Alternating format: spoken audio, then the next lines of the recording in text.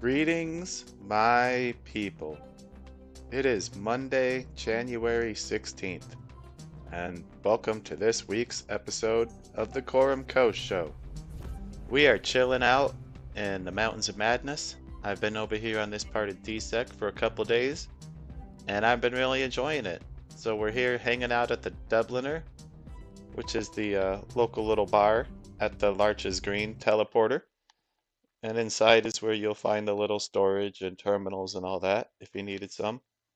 But yes, enjoying the hell out of being here at the Mountains of Madness, which is the last part of the DSEC map over here. It was released in September, but y'all know me. It's hard for me to get off Arcadia. So I'm actually over here, and that's what I've been doing for a couple days, hunting some shoggols and just goofing off with some mining kind of thing. It's been fun. But anyway, let's go on to the Khorum Coast and over what's happening on the land. First of all, we might as well cover income real quick, and then we'll go to the spreadsheet with our jackpot system.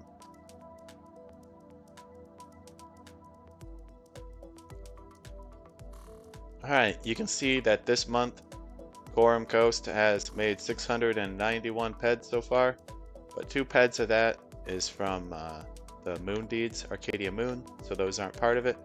So maybe at like 689 so far. And let's go over our spreadsheet and jackpot data. Alright, here you can see all the globals that have been recorded on Khorum Coast lately on Entropia Life Tracker. And that's what's gonna feed into our little spreadsheet with our jackpots. So, as y'all may know, or some of you don't, I suppose, we are now on the jackpot system for Khorum Coast. So at the beginning of this month, I put 300 peds into Hadrada, 300 peds into Nusul, 1,000 peds into Camaldon, 500 peds into Zadul, and 1,000 peds into Khorum Coast land as itself. And that's just to start the jackpots off. And then every global from this specific creature, like Hadrada, will give 3 ped to its global and 3 ped to the land. Same with Nusul. 3 ped to its jackpot pool and 3 ped to the land. Camaldon will give 7 ped to its jackpot pool and 7 ped to the land. Over here, Zadul will give 5 to its jackpot pool and 5 to the land. So you can see there's been 25 globals total recorded so far in the land overall. And we've got an extra 117 peds so far added just to that one jackpot that anyone can win. Now the way to win any of these is it's 1,000 ped and you win the Nusul and the Hadrada, either one. You get 1,000 ped Hadrada, you win the Hadrada jackpot. You get 1,000 plus ped Nusul, you get the Nusul jackpot. If you get 4,000 plus ped Camaldon, that's how you get their jackpot. And it's 2,000 plus to get the Zadul.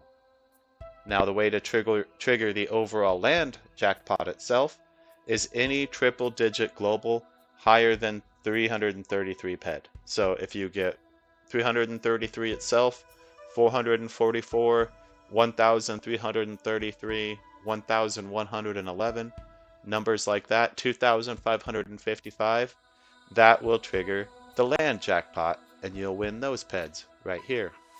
But you can also trigger more than one. Like let's say you scored a 1,111 ped Hadrada.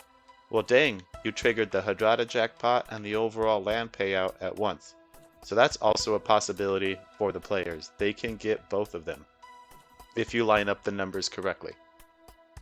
So you can see down here our latest global update was today. I got the last one, it was a mutated Hadrada O Alpha calculated in there. The overall increase of the jackpot cost to our land area so far has been 234 peds this month. Fertilizer expense for the month is going to be 1,200 peds. With our land area revenue so far, 689. We are currently negative 744 for the month to break even. But that's fine. Fertilizer is going to be rough to pay off, and the jackpot system hasn't really got its name out there yet. People don't really know about it. But I imagine once people do, this is going to pick up. Because the biggest expense right now is just the daily fertilizer cost on the land. Like paying up the jackpots and all that, that's not terrible. It's fertilizer that's going to be the real bear to pay off. So once people know and they're out there hunting, that's going to take care of itself, and things are going to really increase and get better. But I'm kind of excited for this new system. I think it's the more efficient way of running the land now. I don't have to track down like 20 players a month and give them like a little bit of shares, value of ped. Like, hey, here's your 15 peds or whatever.